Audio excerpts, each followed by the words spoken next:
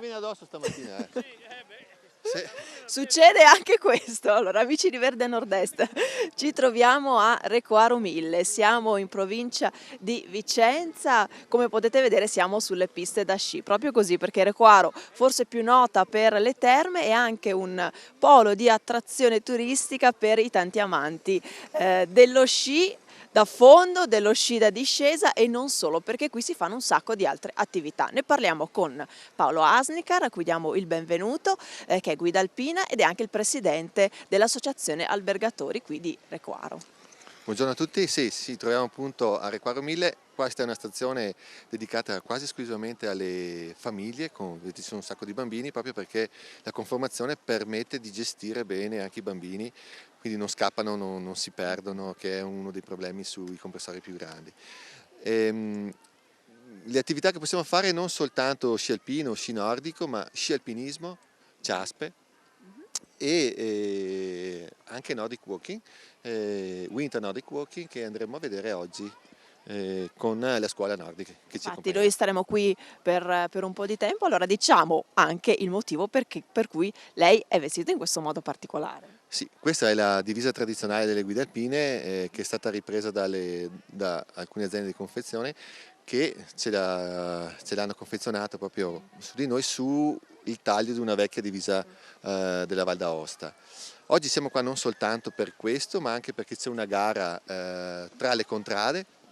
Che si chiama come? Questa è la Coppa Scarnusso, quindi c'è molta competizione tra all'interno del comune di Recoaro Terme, di Recoaro Mille, per vincere questa coppa, che è una coppa di legno, alla fin fine non è niente di che, però per tutto l'anno poi la contrada che vince andrà a canzonare un po' le altre contrade dicendo che sono i più forti e così via. Insomma, come una specie di Palio di Siena, ecco, molto sentito. Molto più piccolo, però decisamente molto sentito, e anche si lavora tutto il tempo dell'anno per fare proprio questa gara. C'è gente che non scia mai tutto l'anno, però viene a fare questa gara per portare il punto alla squadra. Allora, per far capire agli amici che ci seguono da casa esattamente dove si trova Recoaro Mille, vogliamo dare qualche indicazione, qualche dritta? Certo, noi siamo praticamente sotto le pendici delle Piccole Dolomiti, sulla direttiva che viene su da Vicenza verso Valdagno.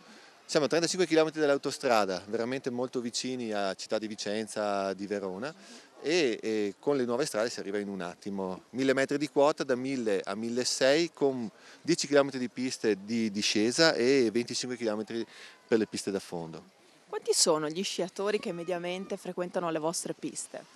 Ma diciamo che c'è come dire, un cambiamento del turismo invernale e ci sono tantissimi sciatori di sci alpino, però moltissimi sci alpinisti adesso, moltissimi ciaspolatori, quindi il numero complessivo, come vedete, ci sono i parcheggi pieni, però sulla pista si riesce a sciare abbastanza bene perché non c'è quella ressa che ci si trova di solito sui grandi comprensori.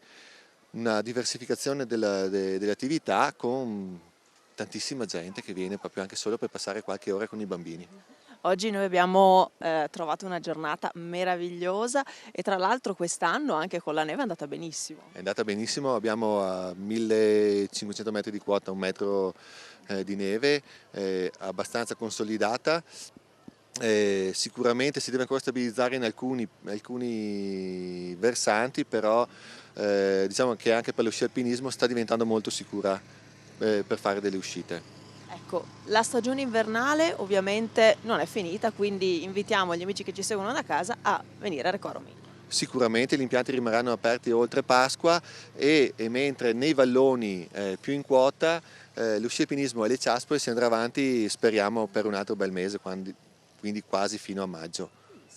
Grazie a Paolo Asnicar, guida alpina e presidente dell'associazione albergatori qui di Recoaro Mille. Facciamo una piccola pausa ma torneremo sulle nevi qui delle Prealpi Vicentine.